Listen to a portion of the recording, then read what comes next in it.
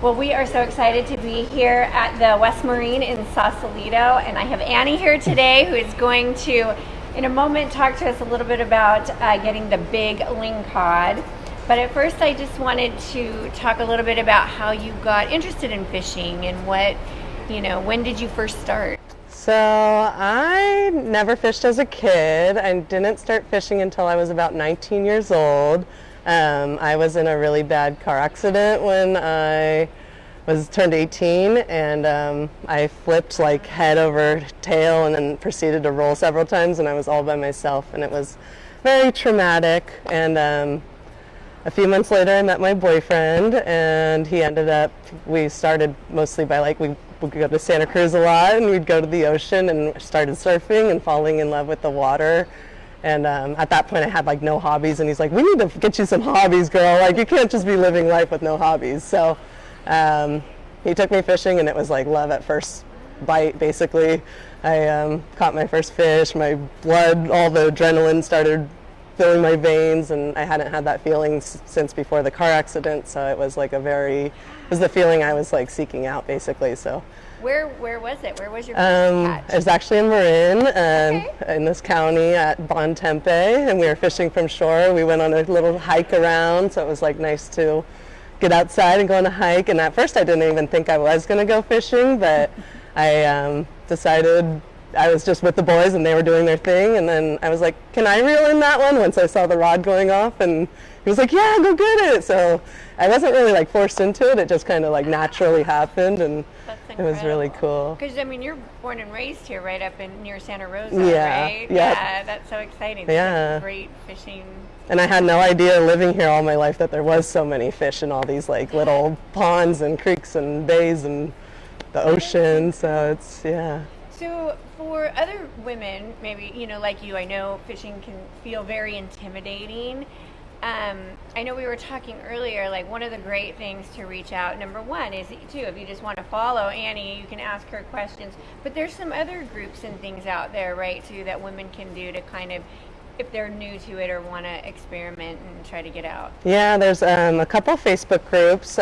Female Fishing Slayers, I think, is one, and they do a lot of local things. And then Golden State Salmon Association is a nonprofit I work pretty closely with, and they do these really cool girls trips, and they go on a party boat with 20 or so girls, fill the boat. It's such a blast. We start out with a couple mimosas, and then we get to just fish and have fun, and it's a safe space for everybody. And then I'm actually, this end of this month, the last Thursday on April 28th, there's a boat out of Berkeley, and I'll be the guest deckhand, and we'll be taking 6 or 7 girls out, and it's going to be all girls, and basically just a safe place where they can go fish and be comfortable, and no pressure of people really judging them, I guess. And people can just reach out to you on social media Yeah. to find out a little bit more information about these. Yes. Well, I know everyone here wants to learn more about catching big lingcod. Yeah. So I'm going to let you do your thing, and Cool. thank you so much for being here. Yes, thank you. Thank you, everybody, for being here. Thank you to everybody watching from home. If you have questions at home, make sure to type them in at the chat. And as I'm talking, I might get a little technical, but we'll see how it goes. We'll try and keep it a little simple. So I'm going to start probably with where do I even start? Where do I start when I want to go fishing for lingcod? And then we'll get into how do we get them to bite, and then we'll get into how do we land them. And I primarily fish from a kayak, so this is going to be from my experience of fishing from a kayak, which might be a little different from a boat or shore, other things that you might have experienced. So when we don't know where to start, if you have the kayak, you have the paddle, you kind of have the very basics, or maybe you just have a friend with some stuff, you can really, you just kind of have to be resourceful. So there's a great forum that I use called Nagels Kayak Anglers, where I get a lot of information about safety stuff. That's probably the first place you want to go if you want to go out in the kayak, especially if you want to go in the ocean. And then you kind of move into the actual fish you want to target. So we're going to be talking about lingcod. where do lingcod live? They live in the ocean from Alaska down to Baja, California, so you can catch them kind of all over, and it's really good fishing from here, or from all over in Northern California and Southern California, but I primarily fish off the Sonoma coast, and what I do before I go out is I always check the forecast, want to make sure there's good weather, want to make sure I'm not going to be, blown out to the sea or something because the wind is so strong or the swells are so big.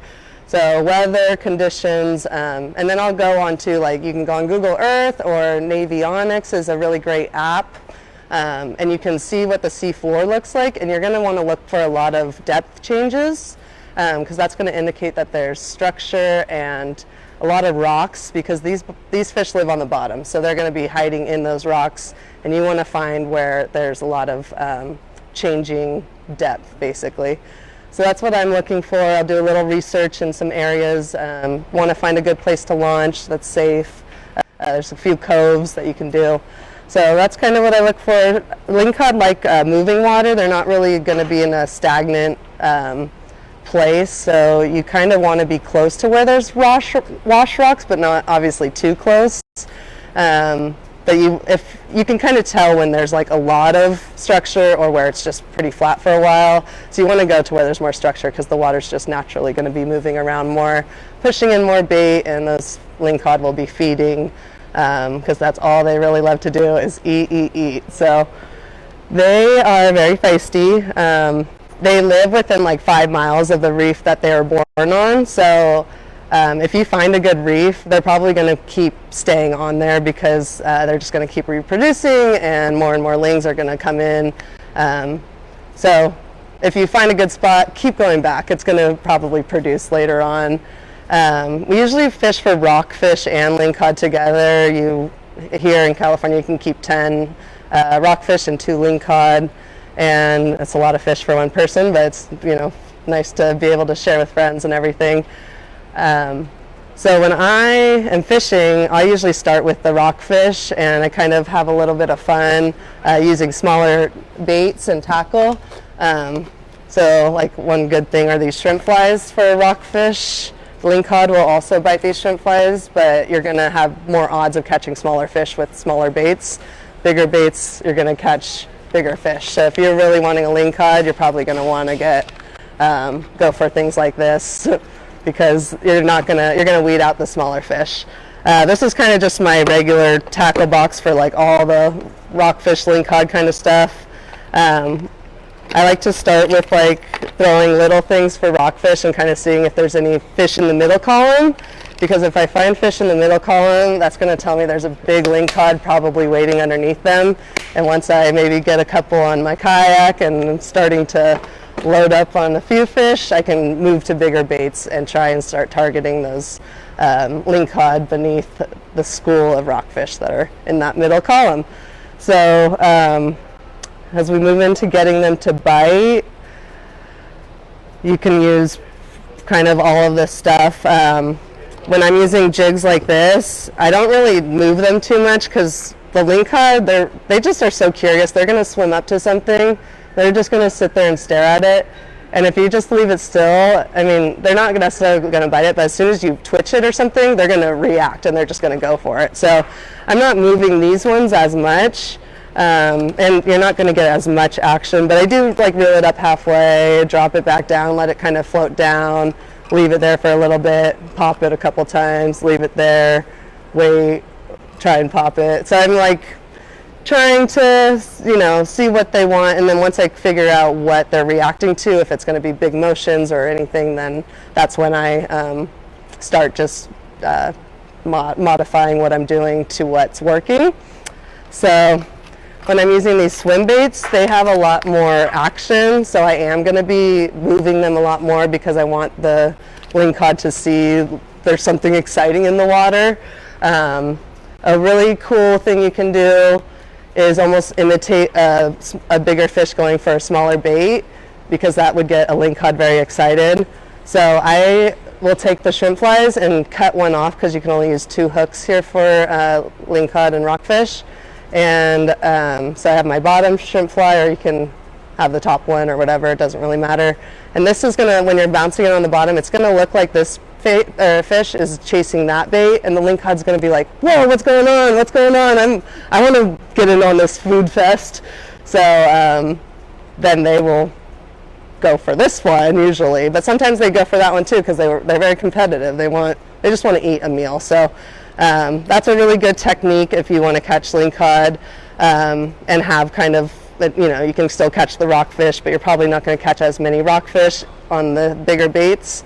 And if you do, they're going to be really big, so it's fun either way. But or you can just go straight to the swim bait if you don't want to deal with the smaller fish. If you're out there just to really fill the freezer and get bait or get big lingcods in your cooler, don't even mess with the shrimp flies because you're just gonna waste your time a little bit because the smaller fish are gonna want to eat that up because they're also very hungry down there.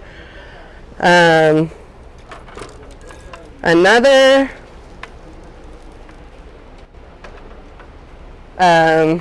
setup I like to use are these halibut rigs, and sometimes I'll change out the treble hook and make it a little bigger. These pipple tackle ones are what I typically use, and they're great. You have a little lead ball weight at the bottom, and when you're fishing for them, the best bait is typically like fish that you just caught, like sometimes, okay, well, live things are the best basically. You want it to mimic like what they're really eating. So if you catch like a little black or blue, make sure you count it towards your limit, but you can send that down on one of these little setups and you'll catch a really big lingcod. You can also use dead bait. I use dead bait all the time. I do find that if you catch your own bait and freeze it right away, it works better than if you go buy bait from the store. And so the fresher, the better, just in every sense. And it really does make a difference. So get good bait if you want to catch good fish, basically. And then with this one, you have to be a little careful because you now have two things that can get snagged on the bottom.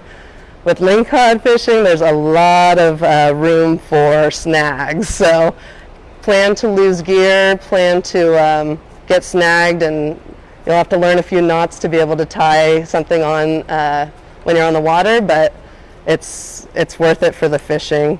I do like to use snap swivels to easily, because I break off so much, and those would be tied to my main line, and then I would have a snap swivel here, and then I can just switch out from the shrimp flies. I can go straight to the halibut rig. I can go back to the pretty much any piece of gear on this table very easily to switch it out. So there's definitely, some fish are a little bit more line shy or the terminal tackle shy or whatever. These fish are not, they're not bothered by too much metal on your stuff or whatever. So that's like what I usually like to fish with this setup because it's just a lot more productive for bigger fish, and that's what I like to do. I like to catch big fish, especially when I'm out on the kayak. Does anybody, before we keep going, have any questions just on that type of stuff? And if anybody at home has questions, make sure to type them in. We'll get to them at the end. And so I guess I'll get into, make sure I got, oh, I was also going to add, lingcod are pretty cool because they actually have pretty good vision. They have pretty good sense of like smell, so they're going to be attracted to bait and they're using all their senses basically. So they also have their lateral line, which is almost like how we experience, I don't really know what it's like for them because I'm not a fish, but but they do, it is part of kind of like their touch or whatever. And then sight, smell, sound. So when I'm fishing for these fish, I'm banging my stuff against the rocks on the bottom to really lure them in. I want them to hear me. I want them to basically smell the bait on my, because I'll tip the swim baits and things with little pieces of squid or octopus. So I basically want them to be looking at like my bait, smelling my bait, hearing my bait, and then they're not going to be able to resist it. So they're going to eat the bait. So I try and target them thinking that they're using all their senses.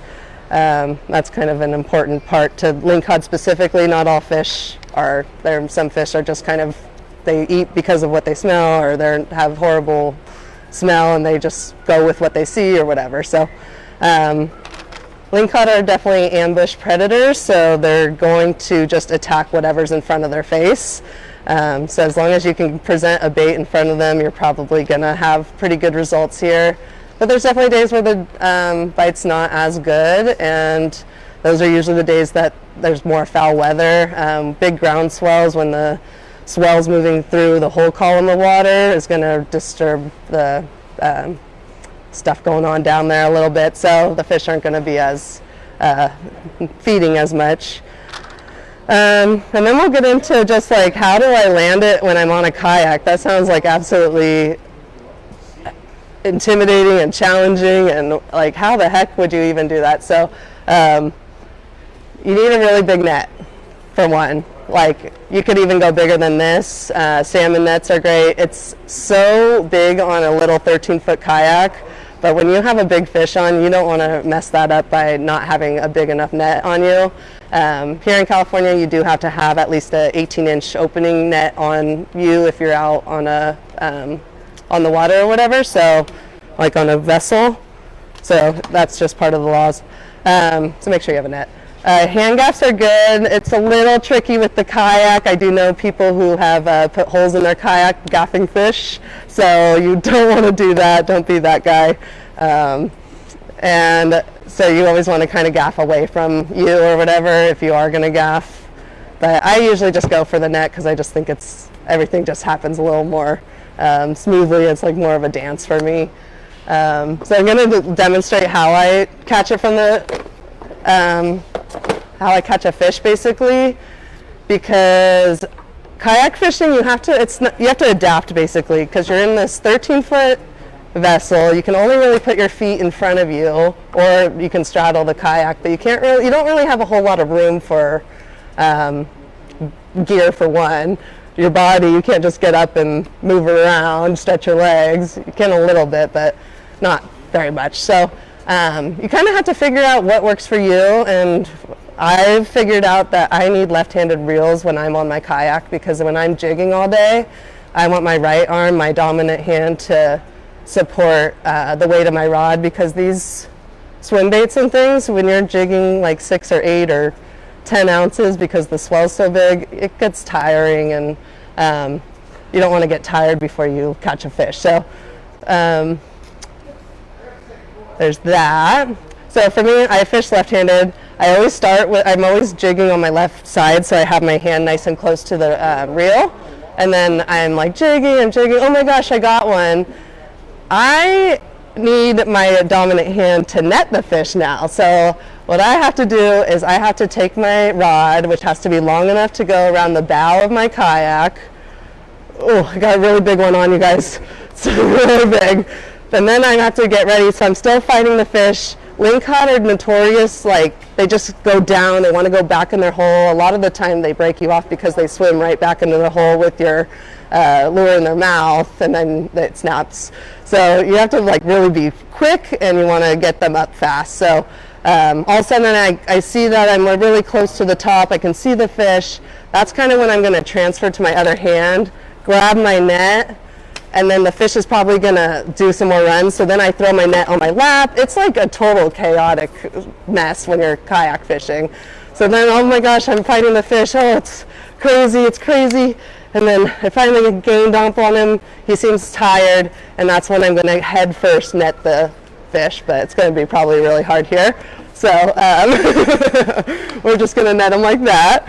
And then you have to, there's a lot to it. It really is like a dance. So then you have to let the line out of your reel or whatever, loosen your drag, bring the fish pretty much into your lap. And this is a live, wild fish with very sharp teeth, and it's just sitting in your lap.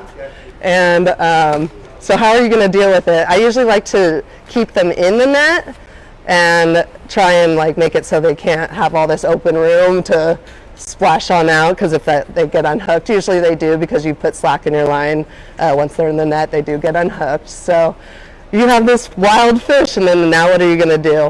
This is when you want to grab your lip grips, which I have on this table, and you're going to basically, they're one-way grips basically. So once you have it in the mouth, it's not going to just like open up again unless you do it and pull the right way. So I have my fish, I lip gripped him. I'm still not sure if I want to move away from my net or not, but then I'm going to like have to get him either, well, I'm going to have to kill it right away because we don't want the fish to suffer. One, it hurts the meat and makes the meat not as fresh, and it's all the chemicals and everything that it's letting out of its body is damaging the meat and lactic acid and all that stuff. So you really want it to be a quick death once it's already on your boat and stressed out. So the first thing I do is I'll grab my bat, or if I have, I use these little ikijime brain spikes, and I hit it in the head. It's the most ethical way to kill a fish, and it's going to make it suffer the least. So I'm like a very big believer in killing it first and killing it fast. And then you want to bleed it out very quickly after while it's still kind of, it's still going to push out a little bit of its blood, so you have the best quality meat after. So it's exhausting, you guys. It's like a wild fight, and everything's just right in front of you, so you don't have a lot of room. Fish are slimy, the bait's pretty gross, like there's a lot going on.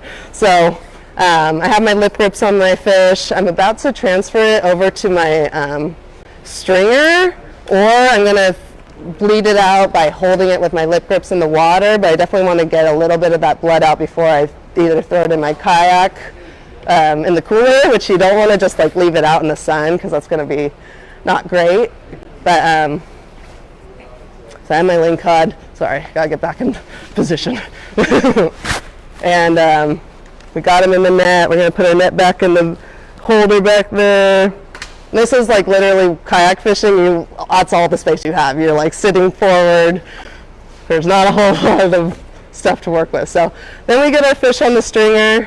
This just opens up. It's a much easier with two hands. Then you put the stringer. You can either put it through its mouth first, or I'll just open it up for you.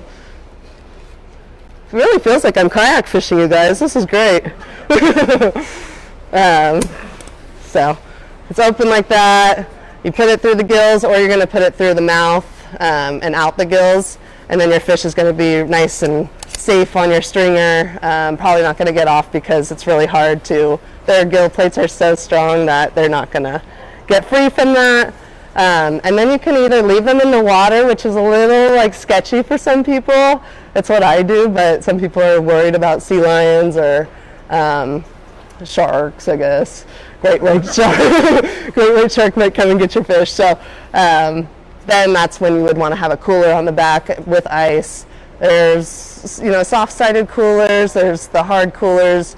You are limited to how big your kayak is and how much deck space or space in the back that you have. So you can only really do so much. And if you catch a fish this big, it's probably not going to fit on a cooler that can fit into your kayak. So does anybody want to ask a question? Or have I ever fallen off? I have not, but I have intentionally. So I would say you always want to practice self-rescue. So you want to go out with no gear, flip your kayak upside down, practice getting in and out, because you don't want to be in a situation where you do fall out and you can't get back in because you never practiced before. I used to do a lot of diving, so I was pretty comfortable getting in and out of my kayak, but I also had fins and things to make things a little easier.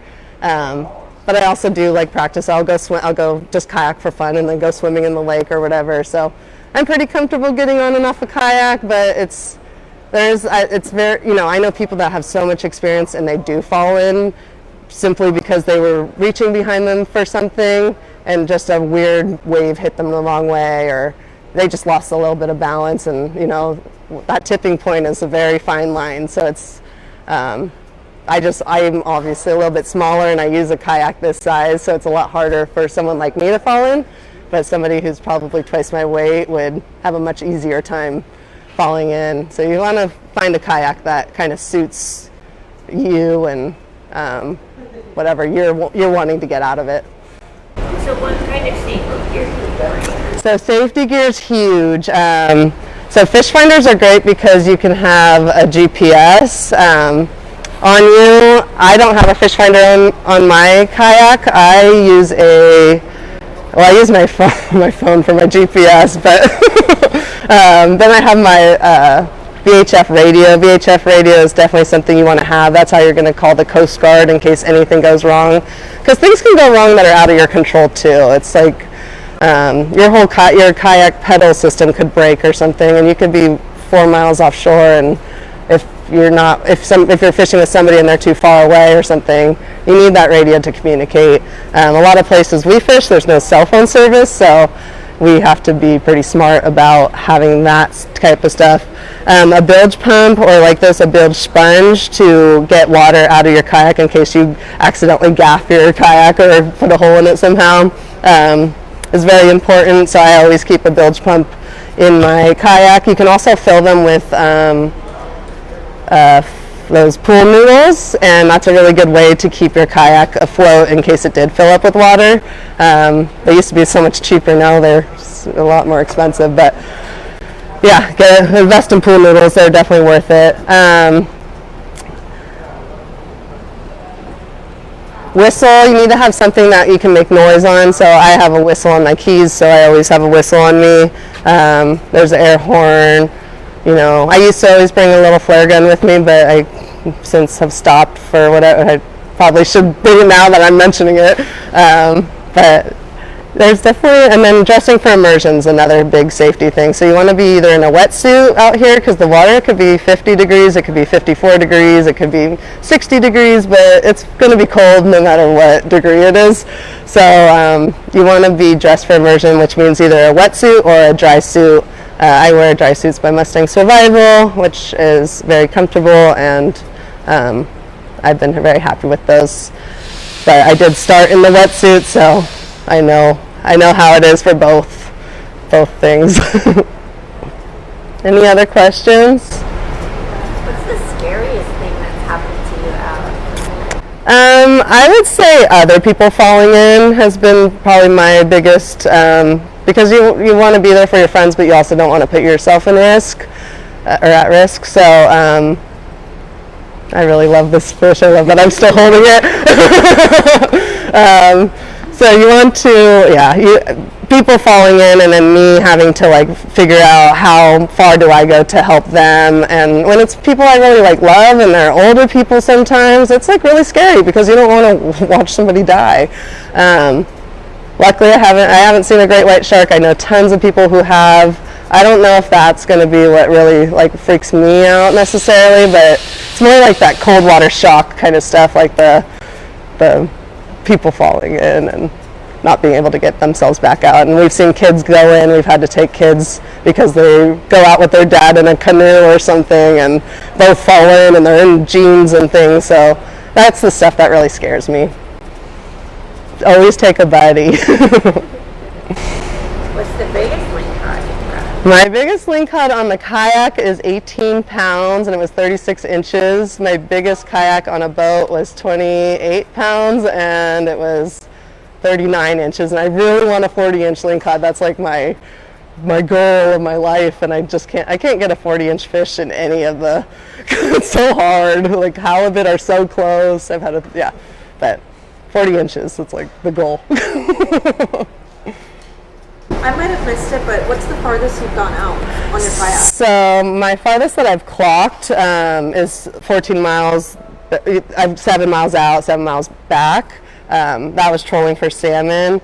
When I'm going for rockfish and lingcod, I usually go like 1 to maybe 3 miles away from where I launch, but for the most part I'm kind of sticking, because where we launch up north of Jenner is some killer fishing and rocky areas. So I try to stay close if it's lingcod, but when I'm trolling for salmon, I'll go pretty. Yeah. Yes. What's it like being in an industry that's so filled with testosterone and everything? Tried and true. That's a great question. So being in an industry that's so filled with testosterone, I'm pretty fortunate because I've always been pretty comfortable in, like, my brother, my dad coached baseball, so I was always around my brother's baseball team. I grew up in a neighborhood of all boys, so like naturally it kind of felt okay, but there's still a total, it's very intimidating to be a female going out, dragging your own kayak around. It's really about stepping out of your comfort zone, and that's like the biggest thing, is being vulnerable, and it's a really hard thing to do, but it's like you're not going to have the experience unless you put yourself out there. So I just kind of like forced myself to do it, even though I'm like shaking in my skin or whatever. And luckily for me, it's worked out, and people have been very receptive to me and very supportive of me and stuff. But it's definitely not an easy thing when you are one of the few girls out there. And there's things like peeing in a kayak and you're a girl, that's a lot harder than it is for a guy. So it's like we find that we face some challenges being a female in that sense. And then even the gear, that like all the gear is really, until the last couple of years, been tailored to men. So we're always in these oversized dry suits, or I don't know, just everything feels so loose, I guess. And it's so nice to, like, now that you're seeing more, you feel like there's more women in fishing, and you're seeing, like, it feels like, oh, I see a picture of a girl, and I don't know, it just feels like you belong more, I guess. And so I've just kind of had to step out of my comfort zone a lot. And even still, like, even when I go on a boat, like, I go sometimes by myself, and it's intimidating. I mean, it's like, but you really just, and I always end up having a really good time at the end of the day. So I always try and focus, like, no matter what, you're gonna have a happy day because you're on the water. Yes, a question from online. Yes. Trev from online would like to know, what fishing kayak do you recommend for beginners, or what features / designs do you look for? So if for beginners, kayak, what do I recommend? 13 feet is the minimum, maybe 12 feet for going in the ocean. So if Trev's interested in going in the ocean, I definitely recommend getting one long enough to handle ocean water, because it's a lot more sloppy than freshwater can be, but freshwater can get sloppy too. So, and then you kind of want to figure out, what are you fishing for? You pretty much, if you're a fisherman, you want a pedal kayak or a motor, because you want to have your hands free. So that's pretty big in making the investment. But I started with the paddle kayak, and I worked my way up and started with a $150 West Marine, like, little, I don't know, Sun Dolphin or something. And that was my first kayak, and it was 8 feet, and then I sold that and bought one on Craigslist that was like $300, and then I sold that, and it just kind of like evolved that way. So you kind of have to figure out your budget. You have to figure out what kind of fishing you're going to be doing. You want to figure out what, like, if it's more narrow, you're going to go a lot more fast. If it's more wide, it's going to be a lot more stable. So if you want to be standing up and fishing, you want a wider platform. I recommend Old Town. This is what I fish out of. I really like their pedal system. You have instant reverse, which I really find great, especially fishing like in lingcod holes and rocks and things, because if I get snagged, I can just back right up, and that's usually going to get me right unsnagged. Whereas if you have anyways, you just want to have really easiness, and that's what I value in the kayak. Got another online question from Laura. What kind of fishing shoes do you recommend wearing out? So I've had a really hard time figuring out fishing shoes for the kayak, because I'm usually wearing a dry suit or wetsuit, and I have to like put the layer on over something. So I have to have shoes that are a little bit bigger than what I normally would wear. So I've tried neoprene boots. Those get a little tight for me. I've tried like strap-ons, but then if sand and things get into the shoe, you might cut through the dry suit, and then it's not really going to do its job. So you have to kind of find the right footwear. I've really liked, I've been wearing Extra Toughs, and then I just learned about these Sperry Cutwater deck boots, which I'm wearing today. They're really great. They're similar to Extra Toughs, but are a little more fit, and I am very much enjoying them. So I kind of like the ankle boots for kayak fishing, and then when I'm on boats, I typically wear either, if it's really cold, I'll wear more high deck boots or whatever, and then if it's warmer days, I go for the ankle boots, and yeah, these are perfect. Yes. So how do you cook your cod? Any special recipes? Yes, so my favorite recipe is deep fried lingcod, nice tempura.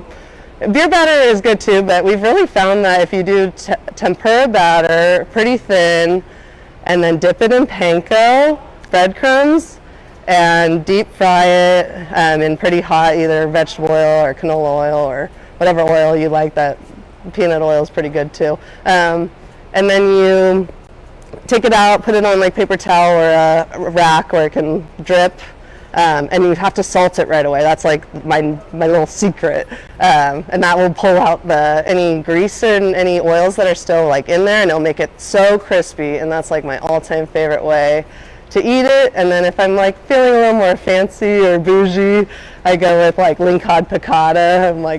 I love capers and lemon and butter, so that's kind of that's how I like to cook it.